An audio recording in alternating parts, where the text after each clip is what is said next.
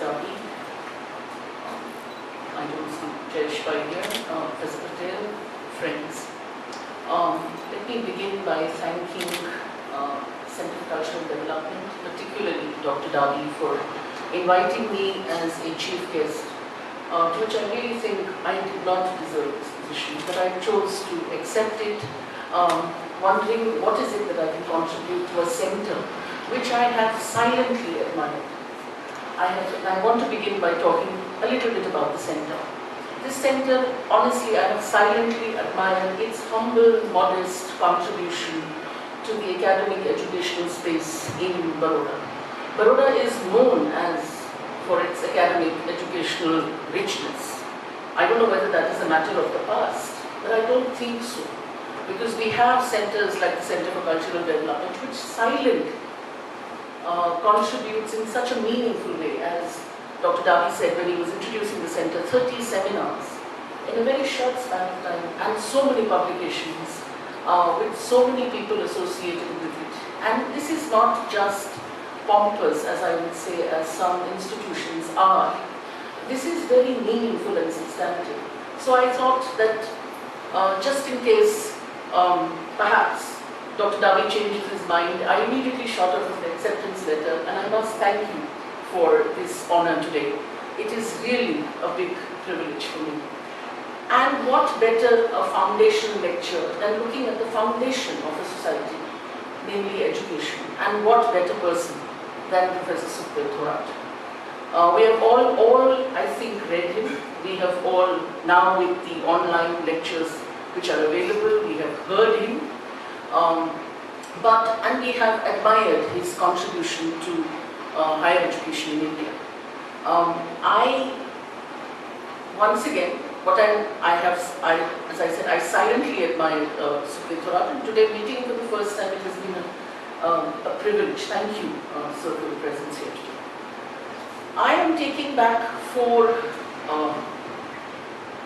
understandings or four learnings from this lecture as far as higher education is concerned, and I would like to share them with you. The first is, and as the title of this lecture suggests, inclusivity. How inclusive is higher education in India? And I think if we take that to the question of primary education, I don't think there is much to speak about. For instance, you have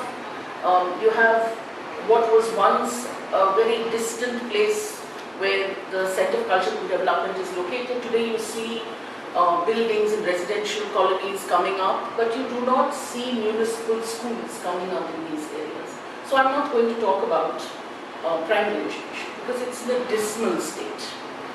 You see privatized, internationally recognized schools coming up, you see different boards coming up, and you see the complete neglect, if not the murder of government boards, government education boards, but I'm not talking about that. Let's talk about higher education. I think what Professor Thorat rightly said is that this is not inclusivity along with equity. This seems to be inclusivity and with the principle of sameness. That perhaps on January 26, 1950, when we declared ourselves equal with the Constitution of India, I think the policymakers assumed that we were rendered equal, that we were a deeply unequal society. In fact, perhaps this society is one society where Francis Bacon was really talking about that knowledge is power and power is knowledge. And we are not, this is not something which is hidden. This is something very loud. So if you have a Brahminical structure in place, that really tells you about the nexus between knowledge and power. And Brahminical forms of education and the Brahminical nature of the Hindu/Indian society is not hidden. It is loud and clear. And so the nexus between knowledge and power, which many of us are worried about, is not something which you really needed binoculars for to figure out. It was staring in your face. But what I think the policies have done, or perhaps the educators have done, and I am one of them, is to look at the educating class as same. And let me go back to perhaps what Aristotle would say. Aristotle would say you should not treat unequals equally. But I think what we have also done is treated unequals unequally in a very discriminatory way. You should treat unequals unequally to end the equality. But what we have done is we have treated unequals unequally to sediment the equality. And I do know, for instance, to give a very simple example, when the government or the university suddenly decided, and one of the participants did raise this question, that we need to go online for our, in the post-pandemic or in the pandemic. There is no post-pandemic yet. But during the pandemic, we have to go online. And not one educator asked, do all our students have access to computers, to Wi-Fi, to internet, to the funds which are required every month for internet facilities, and to perhaps that space of privacy, where, for instance, you can sit and listen to a person talking and apparently educating. It was just like, so I think this inclusivity thing, I'm not sure whether it's really inclusivity or a kind of excluding a particular, as Professor Thorat said, the SCs, the STs, the Muslims, the women, to some extent the OBCs, etc. This would, and obviously the rural. So that's the first thing I'm really taking, that perhaps knowledge continues to be power in India, or perhaps power continues to be the controlling factor of knowledge. The second thing which I'm taking is, if you look at why do we need education?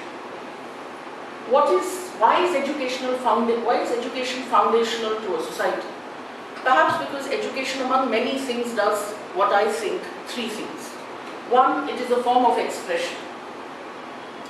Education, if we have a fundamental right to freedom of expression, speech and expression, and speech and expression perhaps comes only when there is, I'm not talking about literacy here, I'm not even talking about a degree, I'm talking about education. And I think perhaps that underlying that freedom of speech and expression is a degree of education.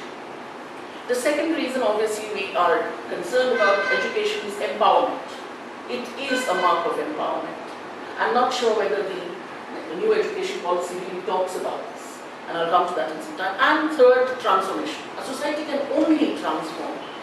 And I'm not talking about progress, and certainly not linear progress, but transform itself through the tool of education. And therefore, education should be a right. And rightly, the Constitution of India looks at it as a right. But I think, and correct me if I'm wrong, so the new education policy, and we were talking about this yesterday and today, the new education policy appears to look at education as something which is charitably distributed unevenly among recipients. It has now become a charity. Why am I saying so? Because that you should be educated is not your right. That you should be able to, that the state will bestow education upon you is now charity. And then we obviously have to thank the state for, and you would see this among educators, for instance, in the university where I teach, where it is said that you won't get these facilities anyway. But I thought it was a right, so you don't have to tell me that. But now, increasingly, as we are moving to the right, and someone talked about market, education is becoming a charity more than a right. And I think this cluster of colleges which we are going to see, whether we talk about the access that, if you have a school where there are only 5 students, but you have a village where there are 5 students, you have another village where there are 5 students, you have a third village where there are 10 students, you make a cluster and you have 20 students in one, the cost decreases, but access, but it's charity. It's like if I'm getting free food somewhere, I don't expect them to bring the free food to my home, do I? I have to do a little bit of work, maybe ride my bicycle, or sit in a bus and go there and access education as charity, no more as a right. I can't demand it. And I don't know who is demanding education. So the second take I'm taking from Professor Thorat's lecture is that education is increasingly becoming charity. The third is the decontextualized nature of the policy making on education going on in India, whether it's the multiple entry exit, and as he rightly said, if we're going to have multiple entry exits, I for one may just leave after getting my certificate. or I leave after getting my diploma, I'm obviously not going to wait for 4 years for getting a degree because I'm not going to the United States. So I don't need the 4-year degree. So I exit after 1 or 2. And this is completely I don't think they've looked at the context, as he rightly said. They haven't looked at the context which we are living in. We haven't even mapped the context in which we are today.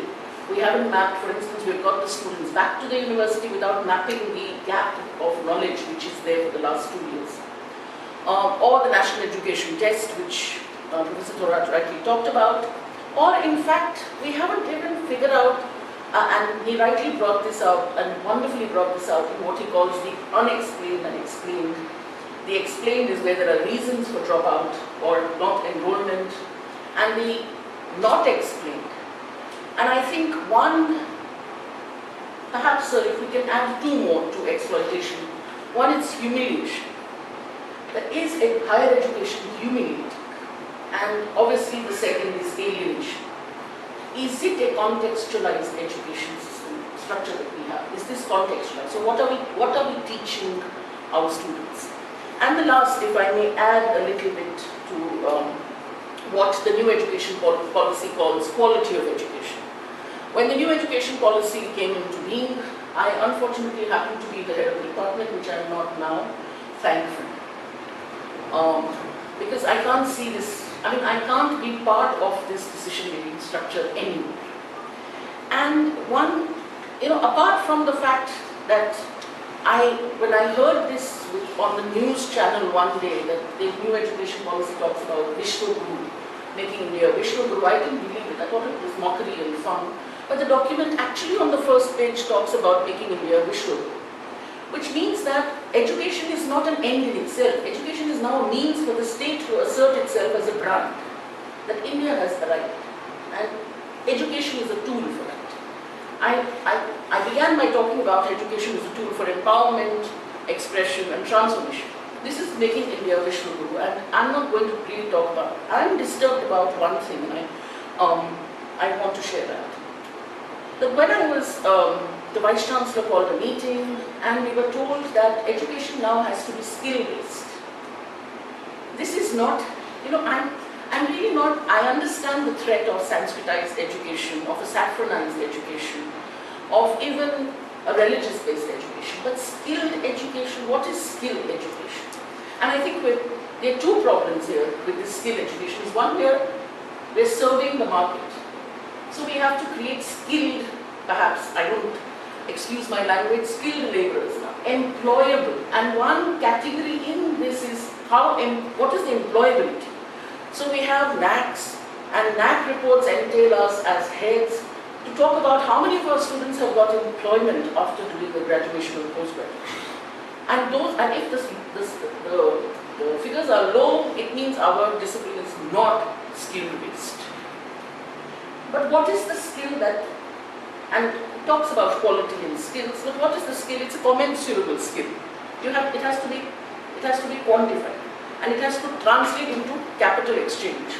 So, in the Department of Political Science, we should be able to create students who can exchange their labor in a skilled manner, because now they're educated, for capital. Nowhere in this document, and correct me sir if I'm wrong, nowhere in this document is education as a critical engagement. I'm not talking about critical thinking. Critical engagement treated as a skill. Is being critical a skill? But that is not there in the document at all. And I think this absence is very loud. That now education should not get us to reflect. It shouldn't get me to look critically at my context. It shouldn't get me to look critically at the state. And I think one discipline which is going to face the brunt of this is political science. I think we're going back to the days of civics. It took a long time and struggle to make civics political science. Political science will go back to civics. So you have to create, as Professor Thorat rightly said, this good, obedient, silent citizen, if you still want to call him or her a citizen. So there is no place for criticality, and this is a skill, because criticality is not a skill. So what do you do with your education? It has to come in the form of empowerment. And I'll just end by saying I cannot thank Professor Thorat enough for giving me these 4 insights on the problem of higher education in India. will just end by saying I think education in India is very surface level and has not even begun to penetrate the society. Forget transform it. Thank you once again for this privilege.